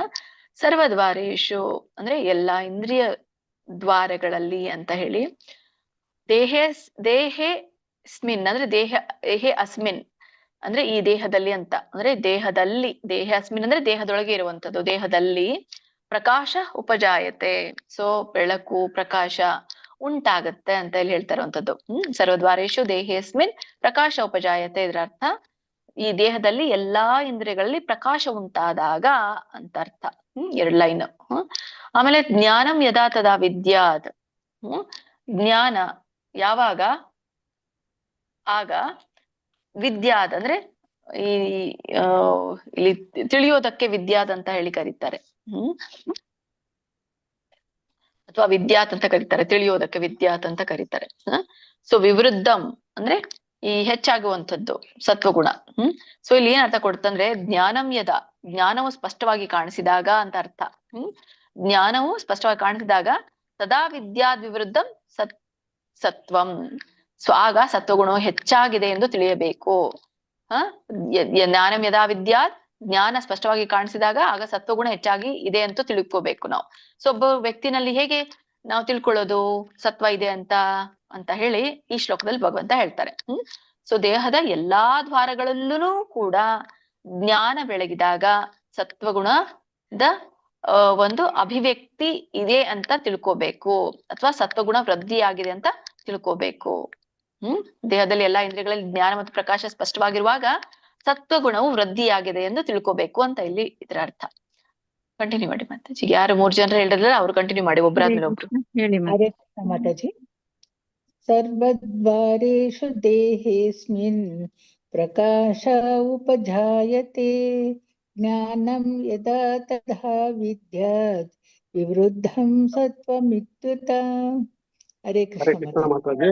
ಸರ್ವದ್ವಾರೇಷು ದೇಹೇ ಅಸ್ಮಿನ್ ಪ್ರಕಾಶ ಉಪಜಾಯತೆ ಜ್ಞಾನಂ ಯದಾ ತದಾ ವಿದ್ಯಾತ್ ವಿವೃದ್ಧಂ ಸತ್ವಮಿತ್ಯುತ. ಈಗ ನೀವು ದೇಹೇಸ್ಮಿನ್ ಅಂತ ಹೇಳ್ತಿರಲ್ಲ, ದೇಹೆ ಅಸ್ಮಿನ್ ಅಂತ ಹಿಂಗೆ ಸೆಪರೇಟ್ ಆಗಿ ಹೇಳ್ಬೇಡಿ. ಈಗ ಯಾಕೆಂದ್ರೆ ನೀವು ಕಲಿತಾ ಇರುವಾಗ ನಾವಲ್ಲಿ ಅವಗ್ರಹ ಅ ಇದೆ ಅಂತ ಹೇಳಿ ಅದನ್ನ ಸೆಪರೇಟ್ ಮಾಡಿ ಅಂತ ಹೇಳ್ತೇವೆ, ನಿಮ್ಗೆ ಗೊತ್ತಿರ್ಲಿ ಅನ್ನೋಕೋಸ್ಕರ ಅಷ್ಟೇ. ಬಟ್ ಯಾವಾಗ ನಿಮ್ಗೆ ಕೂಡಿ ಹೇಳ್ಲಿಕ್ ಬರುತ್ತೋ ಅವಾಗ ಕೂಡಿ ಹೇಳ್ಬೇಕು. ಬಿಡಿಸೋ ಸಮಯದಲ್ಲಿ ನೀವು ಕಲಿಯುವಾಗ ಬಿಡಿಸಿ. ಈಗ ನಿಮ್ಗೆ ಬರುತ್ತಲ್ಲ ಅದು ದೇಹೇಸ್ಮಿನ್, ಸೊ ಹಾಗೆ ಹೇಳಿ. ಸರಿ. ಹರೇ ಕೃಷ್ಣ. ಶ್ಲೋಕ 11. ಸರ್ವದ್ವಾರೇಷು ದೇಹೇಸ್ಮಿನ್ ಪ್ರಕಾಶ ಉಪಜಾಯತೆ ಜ್ಞಾನಂ ಯದಾ ತದಾ ವಿದ್ಯಾತ್ ವಿವೃದ್ಧಂ ಸತ್ವಮಿತ್ಯುತ. ಹರೇ ಕೃಷ್ಣ ಮಾತಾಜಿ, ಧನ್ಯವಾದಗಳು. ಆಯ್ತು ಮಾತಾಜಿ. 3 ಜನ ಹತ್ರ ಮಾತಾಜಿ ಆದ್ರು ಮಾತಾಜಿ. ಶ್ರೀಮದ್ ಭಗವದ್ಗೀತೆ ಅಧ್ಯಾಯ 14ರ 12ನೇ ಶ್ಲೋಕ. ಲೋಭ ಪ್ರವೃತ್ತಿರಾರಂಭ ಕರ್ಮಣಾಮಶಮಃ ಸ್ಪೃಹಾ ರಜಸ್ಯೇತಾನಿ ಜಾಯಂತೆ ವಿವೃದ್ಧೇ ಭರತರ್ಷಭ. ಇದರ ಒಂದು ಉಚ್ಚಾರಣೆ ಲೋಭ ಅಥವಾ ಲೋಭ ಪ್ರವೃತ್ತಿರಾರಂಭ. ಪ್ರವೃತ್ತಿರಾರಂಭ ಬಿಡಿಸಿದಾಗ ಪ್ರವೃತ್ತಿ ಆರಂಭ ಅನ್ನುವಂತ 2 ಪದ ಬರುತ್ತೆ. ನೀವು ಕೂಡಿ ಹೇಳಿ ಪ್ರವೃತ್ತಿರಾರಂಭ. ಕರ್ಮಣಾಂ ಕರ್ಮಣಾಂ ಮಶಮಃ ಇದನ್ನ ಬಿಡಿಸಿದಾಗ ಕರ್ಮಣಾಂ ಮತ್ತೆ ಅಶಮಃ ಅನ್ನುವಂತ 2 ಪದ ಬರುತ್ತೆ. ಕರ್ಮಣಾಂ ಅಶಮಃ ಅಂತ ಹೇಳ್ಬೋದು ಅಥವಾ ಕೂಡಿ ಹೇಳ್ಬೋದು. ಕರ್ಮಣಾಂ ಅಶಮಃ ಸ್ಪೃಹ ಸಕ್ಕೆ ಪವತ್ತು ಒಟ್ರ ಸುಳಿ ಇದೆ, ಇದು ಒಟ್ರ ಸುಳಿ ಇದೆ. ಸ್ಪೃಹ ರೂ ಹೇಳ್ಬೇಕು, ಋಷಿರು. ಸ್ಪೃಹ ರಜಸ್ಸೇತಾನಿ ಸ್ಯಕ್ಕೆ ಯಾವತ್ತು ದೀರ್ಘ ಇದೆ, ಸೇತಾನಿ ಜಾಯಂತೆ. ಇಲ್ಲಿ ರಜಸ್ಸೇತಾನಿ ಬಿಡಿಸಿದಾಗ ರಜಸಿ ಏತಾನಿ ಅಂತ ಪದ ಆಗತ್ತೆ. ಕೂಡಿ ಹೇಳಿ ನೀವು, ರಜಸ್ಸೇತಾನಿ ಜಾಯಂತೆ ವಿವೃದ್ಧೇ ಭರತರ್ಷಭ. ಅಂದ್ರೆ ಭರತ ಋಷಭ ಅಂತ ಕರೀತಾರೆ ಇಲ್ಲಿ, ಭರತರ್ಷಭ. ಇದ್ರೊಂದು ಅರ್ಥ ತಿಳ್ಕೊಂಡ್ ಬರೋಣ. ಲೋಭ ಪ್ರವೃತ್ತಿರಾರಂಭ ಕರ್ಮಣ ಅಂತ ಒಂದು ಪದ ಆಗತ್ತೆ. ಲೋಭ ಅತಿಯಾದ ಒಂದು ಚಟುವಟಿಕೆ ಮತ್ತೆ ಕೆಲಸ, ಇವುಗಳ ನಿರಂತರ ಆರಂಭ ಅಂತ ಇಲ್ಲಿ ಹೇಳ್ತಾ ಇರುವಂತದ್ದು. ಅಂದ್ರೆ ಇವು ರಜೋಗುಣದ ಹೇಳ್ತಾ ಇದ್ದಾರೆ ಇಲ್ಲಿ. ಹೇಗಿರುತ್ತೆ ಇದು ಅಂತ. ಲೋಭ ಅತಿಯಾದ ಚಟುವಟಿಕೆ, ಕೆಲಸಗಳ ನಿರಂತರ ಆರಂಭ, ಕರ್ಮಣ ಆರಂಭ ಅಂತ ಇದಿಲ್ಲ, ಕೆಲಸಗಳ ಆರಂಭ. ಆಮೇಲೆ ಅಶಮ ಸ್ಪೃಹ, ಸೊ ಅಶಾಂತಿ ಮತ್ತು ತೀವ್ರ ಆಸೆಗಳು. ಅಶಮಃ ಅಂತಂದ್ರೆ ಏನು, ಇಲ್ಲಿ ಏನು ನಮ್ಮ ನಿಯಂತ್ರಣದಲ್ಲಿ ಇಲ್ವೋ ಅದಕ್ಕೆ ಅಶಮಃ ಅಂತ ಕರೀತಾರೆ. ಶಮಃ ಅಶಮಃ. ಶಮಃ ಅಂದ್ರೆ ನಿಯಂತ್ರಿಸುವಂಥದ್ದು, ಅಶಮಃ ಅಂದ್ರೆ ನಿಯಂತ್ರಿಸಲಾಗದೇ ಇರುವಂಥದ್ದು. ಹೀಗೆ ಮತ್ತೆ ಶಾಂತಿ ಕೂಡ ಅಂತಾರೆ ಇದಕ್ಕೆ, ಅಶಾಂತಿ ಶಾಂತಿ ಅಂತ ಕೂಡ. ಸೊ ಹೀಗೆ ತೀವ್ರ ಆಸೆ, ಈ ಸ್ಪೃಹ ಅಂತಂದ್ರೆ ಆಸೆಗೆ ಹೇಳ್ತಾ ಇರುವಂತದ್ದು. ಸೊ ಇವೆಲ್ಲ ತೀವ್ರವಾಗಿರುವಂತದ್ದು ಅಂತ. ನಿಯಂತ್ರಿಸದಾಗದಿರುವಂತದ್ದು, ತೀವ್ರ ಆಸೆಗಳಿರುವಂತದ್ದು. ರಜಸ್ಸೇತಾನಿ ಜಾಯಂತೆ. ಸೊ ಇವೆಲ್ಲ ಏನ್ ಲಕ್ಷಣಗಳಿದೆಯಲ್ಲ, ಇವೆಲ್ಲ ರಜೋಗುಣ ಹೆಚ್ಚಾದಾಗ ಈ ಲಕ್ಷಣಗಳು ಉಂಟಾಗತ್ತೆ ಅಂತ ಹೇಳ್ತಾ ಇದ್ದಾರೆ. ರಜೋಗುಣ ಹೆಚ್ಚಾದಾಗ ಇವೆಲ್ಲ ಉಂಟಾಗತ್ತೆ. ರಜಸ್ಸೇತಾನಿ ಜಾಯಂತೆ. ಮತ್ತೆ ವಿವೃದ್ಧೆ ಅಂತ ಇಲ್ಲಿ ಹೇಳ್ತಾ ಇರುವಂತದ್ದು. ಯಾಕೆ ವಿವೃದ್ಧೆ? ರಜಸ್ ಗುಣ ಇದ್ದಾಗ ಇವೆಲ್ಲ ಹೆಚ್ಚಾಗತ್ತೆ ಅಂತ. ವಿವೃದ್ಧೆ ಭರತರ್ಷಭ. ಒಟ್ಟಾರೆ ಏನ್ ಅರ್ಥ ಕೊಡುತ್ತೆ ಅಂದ್ರೆ, ಓ ಭರತ ಶ್ರೇಷ್ಠ, ರಜೋಗುಣವು ವೃದ್ಧಿಯಾದಾಗ ಲೋಭ ಅತಿಯಾದ ಚಟುವಟಿಕೆ, ಅತಿಯಾದ ಚಟುವಟಿಕೆ ಅಂದ್ರೆ ಇಲ್ಲಿ ಹೇಳ್ತಾ ಇರುವಂತದ್ದು ಫಲಾಪೇಕ್ಷಿತ ಚಟುವಟಿಕೆಗೆ ಹೇಳ್ತಾ ಇರುವಂತದ್ದು. ಮತ್ತೆ ಅಧಿಕವಾದಂತಹ ಒಂದು ಶ್ರಮ, ಮತ್ತೆ ಅಶಾಂತಿ, ತಡೆಯಲಾದಂತಹ ಬಯಕೆ, ಹಂಬಲ ಅಂತ ಕರೀತಾರೆ. ಸೊ ಹೀಗೆ ಹೆಚ್ಚಾಗಿ ಇವೆಲ್ಲ ಉಂಟಾಗತ್ತೆ ಅಂತ ಹೇಳ್ತಾರೆ. ಕಂಟಿನ್ಯೂ ಮಾಡಿ. ಹರೇ ಕೃಷ್ಣ. ಗೀತಾ ಕೊಡೆಕಲ್ ಮಾತಾಜಿ, ಗೀತಾ ಎಂ ಮಾತಾಜಿ, ಕೃಷ್ಣಮೂರ್ತಿ ಪ್ರಭುಜಿ. ಹರೇ ಕೃಷ್ಣ. ಶ್ಲೋಕ 12. ಲೋಭ ಪ್ರವೃತ್ತಿರಾರಂಭ ಕರ್ಮಣಾಮಶಮಃ ಸ್ಪೃಹ ರಜಸ್ಯೇತಾನಿ ಜಾಯಂತೆ ವಿವೃದ್ಧೇ ಭರತರ್ಷಭ. ಹರೇ ಕೃಷ್ಣ ಮಾತಾಜಿ, ಧನ್ಯವಾದ. 12.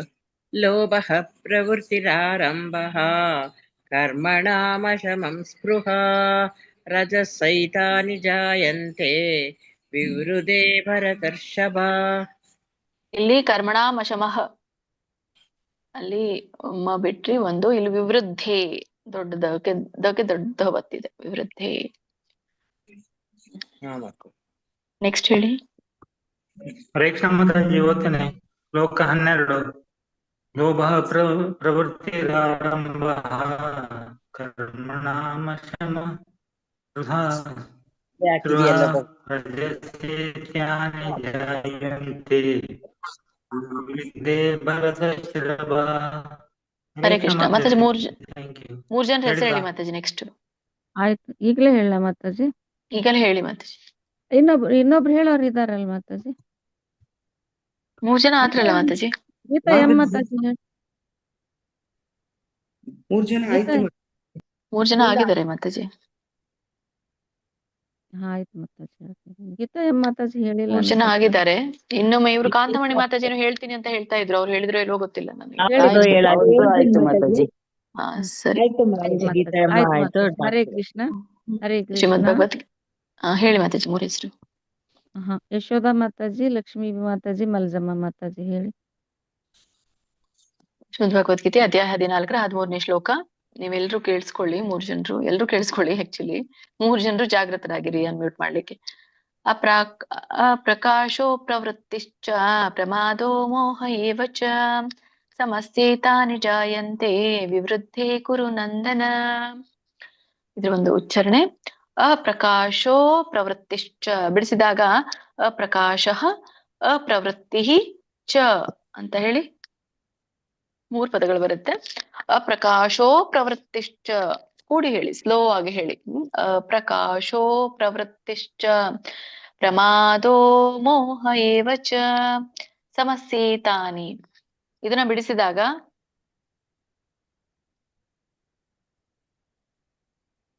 ತಮಸೇತಾನಿ ಅಂದ್ರೆ ತಮಸಿ ಏತಾನಿ, ತಮಸ್ಸೇತಾನಿ ಅಂತ ಕರೀತಾರೆ.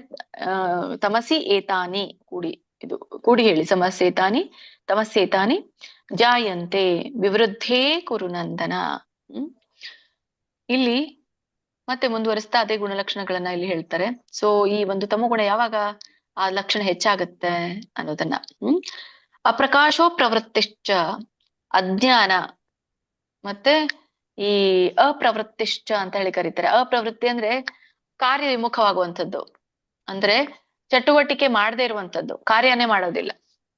ಒಂದು ರಜೋ ಅಂದ್ರೆ ಕಾರ್ಯದಲ್ಲಿ ತೊಡಗುವಂಥದ್ದು, ಫಲಾಪೇಕ್ಷಿತ ಕಾರ್ಯದಲ್ಲಿ. ಇಲ್ಲಿ ಕಾರ್ಯನೇ ಮಾಡದೇ ಇರುವಂತದ್ದು. ಆ ಫಲಾಪೇಕ್ಷಿತ ಕಾರ್ಯದಲ್ಲಿನೂ ಅವನಿಗಿದಿಲ್ಲ, ಅಜ್ಞಾನದಲ್ಲಿ ಇದ್ದಾನೆ. ಕಾರ್ಯವಿಮುಖತೆ ಅಂತ ಹೇಳ್ತಾರೆ ಅದಕ್ಕೆ ಅಪ್ರವೃತ್ತಿಶ್ಚ. ಪ್ರಮಾದೋ ಮೋಹ ಏವಚ. ಪ್ರಮಾದ ಅಂದ್ರೆ ಇಲ್ಲಿ ಬರುವಂತದ್ದು ಈ ಅಲಕ್ಷ ಅಥವಾ ಮತಿಭ್ರಮಣೆ, ಬುದ್ಧಿಭ್ರಮಣೆಗೆ ಪ್ರಮಾದ ಅಥವಾ ಅಲಕ್ಷ. ಮೋಹ ಏವಚ ಮತ್ತು ಅಲಕ್ಷ ಮತ್ತು ಮೋಹ ಸಮಸ್ಯೇತಾನಿ ಜಾಯಂತೆ. ಸೊ ಹೀಗೆ ತಮೋಗುಣ ಹೆಚ್ಚಾದಾಗ ಇವೆಲ್ಲ ಉಂಟಾಗತ್ತೆ. ತಮಸ್ಸೇತಾನಿ ತಮೋಗುಣ ಹೆಚ್ಚಾದಾಗ, ವಿವೃದ್ಧಿ ಅಂತ ಏನಿದೆಯಲ್ಲ ಅದು ಹೆಚ್ಚಾಗೋದು ತಮಸ್ಸೇತಾನಿ.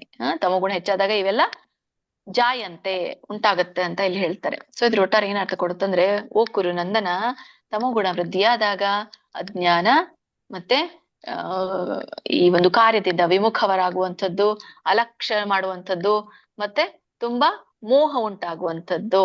ಸೊ ಹೀಗೆ ಒಟ್ಟಾರೆ ಏನು ಭ್ರಾಂತಿಯಿಂದ ಈ ತಮೋಗುಣ ತಮೋಗುಣದಿಂದ ಇಂಥವೆಲ್ಲ ಭ್ರಾಂತಿ ಕಾಣಿಸ್ಕೊಳ್ಳುತ್ತೆ ಅಂತ ಇಲ್ಲಿ ಹೇಳ್ತಾರೆ ಅಂತ. ಕಂಟಿನ್ಯೂ ಮಾಡಿ. ಈಗ ಯಾರು 3 ಜನ ಹೇಳಿದ್ರಲ್ಲ ಅವ್ರು ಹೇಳಿ. ಹರೇ ಕೃಷ್ಣ. ಹೇಳಿ ಮಾತಾಜಿ. ಯಶೋದ ಮಾತಾಜಿ, ಲಕ್ಷ್ಮೀ ಮಾತಾಜಿ, ಮಲಗಮ್ಮ ಮಾತಾಜಿ. ಮತ್ತೇನ್ ಕೂಗ್ಬೇಡ್ರಿ ಮಾತಾಜಿ, ಅವ್ರು ಹೇಳಿರ್ತಾರೆ, ನೀವು ಹೇಳಿದಿರಲ್ಲ ಅಷ್ಟೇ. ಇಲ್ಲಾಂದ್ರೆ ಬಿಟ್ಬಿಟ್ಟು ಇನ್ನೊಬ್ರನ್ನ ಕೂಗ್ಬಿಡಿ ಆಮೇಲೆ. ಶ್ಲೋಕ 13. ಅಪ್ರಕಾಶೋ ಪ್ರವೃತ್ತಿಶ್ಚ ಪ್ರಮಾದೋ ಮೋಹ ಏವ ಚ ತಮಸ್ಯೇತಾನಿ ಜಾಯಂತೆ ವಿವೃದ್ಧೇ ಕುರು ನಂದನ. ಹರೇ ಕೃಷ್ಣ ಮಾತಾಜಿ, ಧನ್ಯವಾದಗಳು. ಶ್ಲೋಕ 13. ಅಪ್ರಕಾಶೋ ಪ್ರವೃತ್ತಿಶ್ಚ ಪ್ರಮಾದೋನ್ಮೋಹ ಏವ ಚ ತಮಸ್ಸೇತಾನಿ ಜಾಯಂತೆ ವಿರುದ್ಧೇ ಕುರು ನಂದನ. ಮಾತಾಜಿ ಹೇಗ್ ಬಂತು? ಸರಿ ಬಂತು. ಇದು ಎಲ್ಲೂ ತಪ್ಪಾಗಿಲ್ಲ. ವಿವೃದ್ಧೆ ಅಲ್ಲಿ ವ ಇದೆಲ್ಲ ವಕೆ ರು, ವಿವೃದ್ಧೆ. ಥ್ಯಾಂಕ್ ಯು ಮಾತಾಜಿ. ಹರೇ ಕೃಷ್ಣ ಮಾತಾಜಿ. ಶ್ಲೋಕ 13. ಪ್ರಕಾಶ ಪ್ರವೃತ್ತಿಶ್ಚ ಪ್ರಮಾದೋ ಮೋಹ ಏವ ಚ ತಮಸ್ಸೇತಾನಿ ಜಾಯಂತೆ ವಿರುದ್ಧೇ ಕುರು ನಂದನ. ವಿವೃದ್ಧೆ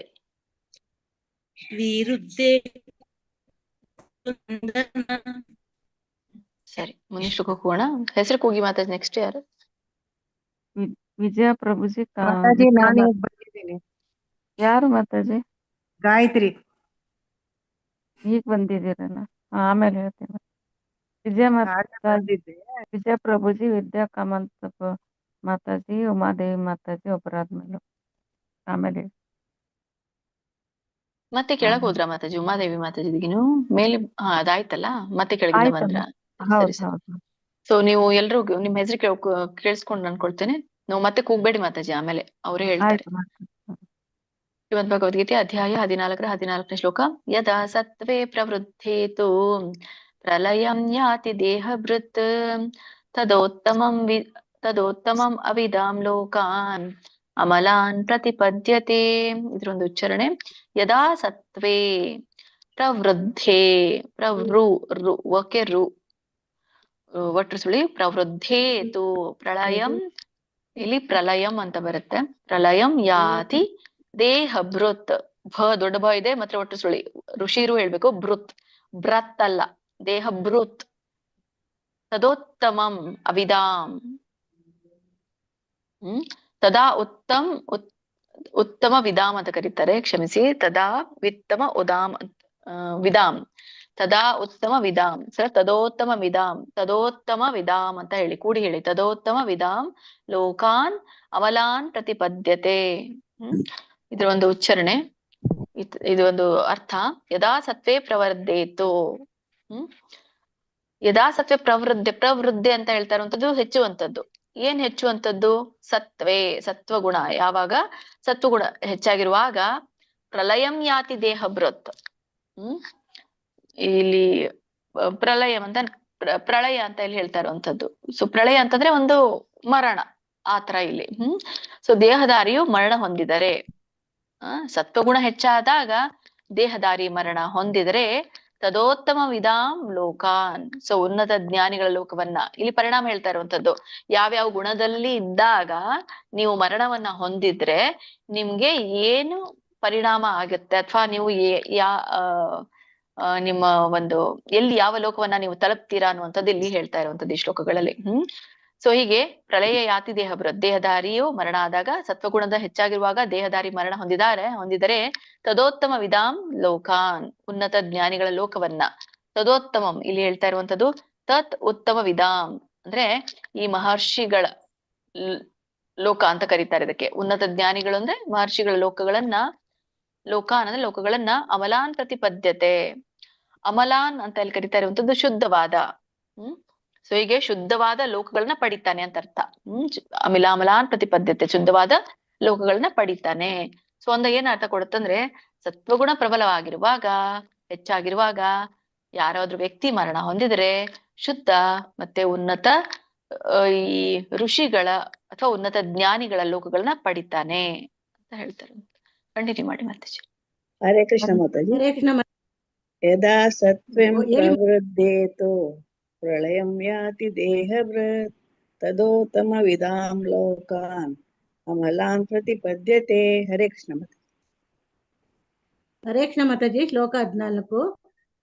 ಯದಾ ಸತ್ವೇ ಪ್ರವೃದ್ಧೇತು ಪ್ರಳಯಂ ಯಾಂತಿ ದೇಹಭೃತ್ ತದೋತ್ತಮವಿದಂ ಲೋಕಾನ್ ಅಮಲಾನ್ ಪ್ರತಿಪದ್ಯತೆ. ತದೋತ್ತಮ ವಿಧಾಮ್, ತದಾತಮವಿದಂ ಲೋಕಾನ್ ಅಮಲಾನ್ ಪ್ರತಿಪದ್ಯತೆ. ಹರೇ ಕೃಷ್ಣ ಮಾತಾಜಿ, ಧನ್ಯವಾದಗಳು. ಹರೇ ಕೃಷ್ಣ ಮಾತಾಜಿ.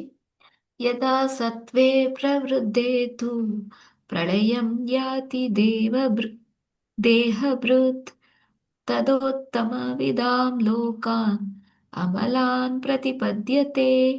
ಹರೇ ಕೃಷ್ಣ. ಹರೇ ಕೃಷ್ಣ. ನಾನು ಬ್ಲೌಸಿನ ಮಾತಾಡಿ. ಯಾರಿದ್ರ? ಹೇಳ್ಬಿಡಿ. ಇಲ್ಲ ಗಾಯತ್ರಿ ಮಾತಾಡಿ. ಹೇಳ್ಬಿಡಿ ಹೇಳ್ಬಿಡಿ ಅಂತ. ಬಿಡಿ. ನಾನ್ ಚೇಂಜ್ ಮಾಡಿದೆ ಈಗ ಸ್ಲೈಡ್. ಇರ್ಲಿ. ಶ್ರೀಮದ್ ಭಗವದ್ಗೀತೆ ಅಧ್ಯಾಯ 14 15ನೇ ಶ್ಲೋಕ 3 ಜನರಿಗೆ ಹೇಳಿ ಮಾತಾಜಿ.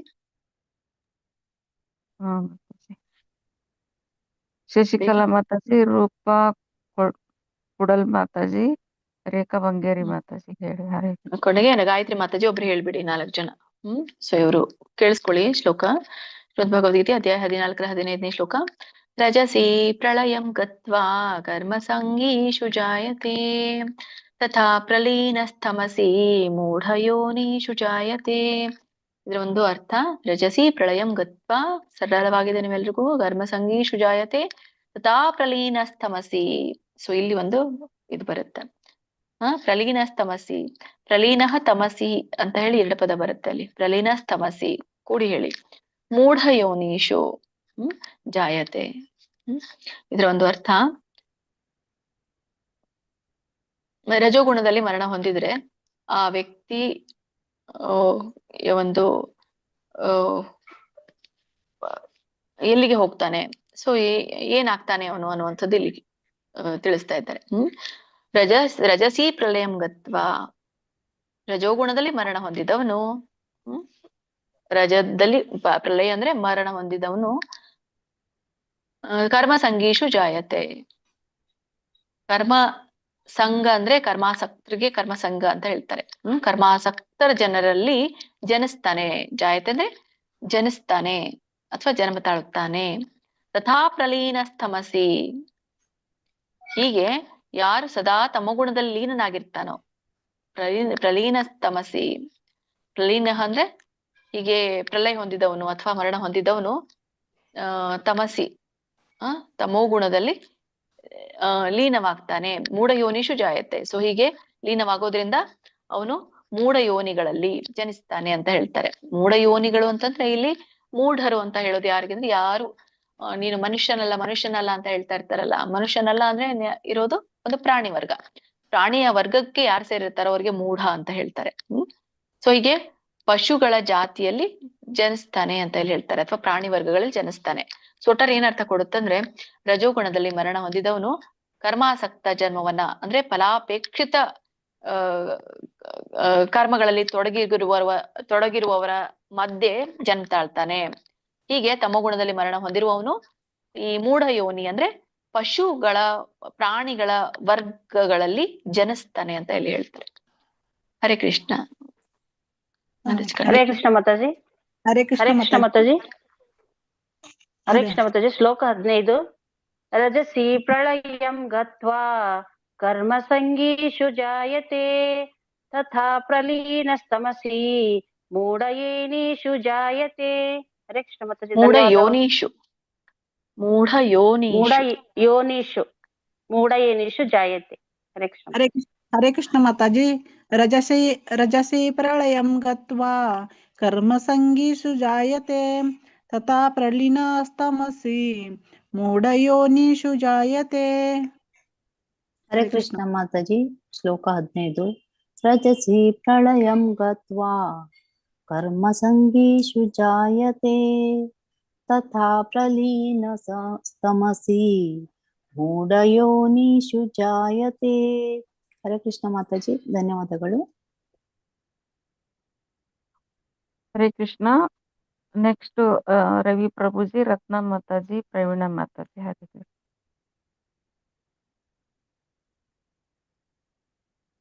ಹರೇ ಕೃಷ್ಣ ಮಾತಾಜಿ. ಹರೇ ಕೃಷ್ಣ. ಹೇಳಿ ಮಾತಾಜಿ. ನಾ ಹೇಳಿಲ್ಲಲ್ಲ ಎಲ್ರು. ಹೇಳ್ದೆ ಹೆಸರು ಹೇಳ್ದೆ ಮಾತಾಜಿ. ಮಾತಾಜಿ ಯಾರ ಗಾಯತ್ರಿ 3 ಜನದ ಆಯ್ತು. ಮತ್ತೆ ಯಾರ ಗಾಯತ್ರಿ ಮಾತಾಜಿ ಇನ್ನೊಬ್ರು ಗಾಯತ್ರಿ ಮಾತಾಜಿ ಹೇಳಿದ್ರಲ್ಲ. ಓದ್ಲ ಮಾತಾಜಿ. ಶ್ಲೋಕ 15. ರಜಸಿ ಪ್ರಳಯಂ ಗತ್ವಾ ಕರ್ಮ ಸಂಗಿಷು ಜಾಯತೆ ತಥಾ ಪ್ರಲೀನಸ್ತಮಸಿ ಮೂಢಯೋನಿಷು ಜಾಯತೆ. ಹರೇ ಕೃಷ್ಣ ಮಾತಾಜಿ. ಧನ್ಯವಾದಗಳು. 15. ರಜಸಿ ಪ್ರಳಯ ಗತ್ವಾ ಕರ್ಮ ಸಂಗೀಷು ಜಾಯತೆ ತದಾ ಪ್ರಲೀನಃ ತಮಸಿ ಮೂಢಯೋನಿ. ಯಾಕೆ ಕೊಡ್ತಾ ಇದ್ದೀರಾ? ಆರಾಮಾಗಿ ಹೇಳಿ. ಸಾರಿ ಮಾತಾಜಿ. ಆರಾಮಾಗಿ ಹೇಳಿ. ಯಾಕೆ? ಯಾವ್ದದ್ದು ಓದಿ. ರಜಸಿ ಪ್ರಳಯ ಗತ್ವಾ ಪ್ರಳಯಂ ಗತ್ವಾ ಕರ್ಮ ಸಂಗೀಷು ಜಾಯತೆ ತದಾ ಪ್ರಲೀನಃ ತಮಸಿ ಮೂಢಯೋನಿಷು ಜಾಯತೆ. ಕರೆಕ್ಟಾ ಮಾತಾಜಿ? ಹರೇ ಕೃಷ್ಣ. ಸಂಗೀಸು ಅಂತ ಹೇಳ್ತಾ ಇದ್ದಾರಲ್ಲ, ಸಂಗೀಸು ಅಲ್ವಾ ಮಾತಾಜಿ ಅದು? ಹೌದು. ಮೂಢ ಯೋನಿಸು ಅಂದ್ರೆ ಯೋನಿಸು ಅಂತ ಇದೆ ಇರ್ಲಲ್ಲಿ. ಇವರೆಲ್ಲ ಹೇಳ್ತಾ ಇರೋದು ಮೂಢ ಯೋನೀಶು ಅಂತ ಹೇಳ್ತಾ ಇದ್ದಾರೆ. ಹಸರಿನ ಇಸರಿನ ಮಾತಾಜಿ? ಯೋ ದೀರ್ಘ ಬರುತ್ತೆ, ಮತ್ತೆ ನೀಯು ದೀರ್ಘ ಬರಲ್ಲ. ಮೂಢ ಯೋನಿಷು ಜಾಯತೆ. ಎಲ್ರು ಅದನ್ನು ದೀರ್ಘ ಹೇಳ್ತಾ ಇದ್ದಾರಲ್ಲ, ಅದಕ್ಕೆ ನನ್ ಕನ್ಫ್ಯೂಸ್ ಆಯ್ತು.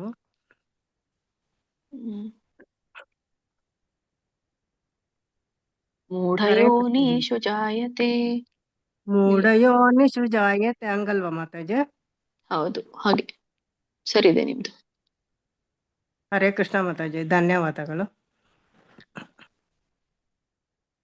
ಕರ್ಮ ಸಂಗೀಷು ಆಗಲೇ ಸಂಗೀಷು ಕೂಡ ಹೇಳಿದ್ರು. ಕರ್ಮ ಸಂಗೀಷು ಜಾಯತೆ. ಸರಿ. ಹರೇ ಕೃಷ್ಣ. ಧನ್ಯವಾದಗಳು ಎಲ್ಲ ಮಾತಾಜಿ ಪ್ರಭುಜಿಗಳಿಗೆ. ವಾಂಚಾ ಕಲ್ಪತರು ಬೆಷ್ಟ ಕೃಪಾ ಸಿಂಧುಭ್ಯೇವ ಚ ಪತಿತಾನಾಂ ಪಾವನೇಭ್ಯೋ ವೈಷ್ಣವೇಭ್ಯೋ ನಮೋ ನಮಃ. ಅನಂತ ಕೋಟಿ ವೈಷ್ಣವರಿಂದ ಕೀ ಜೈ.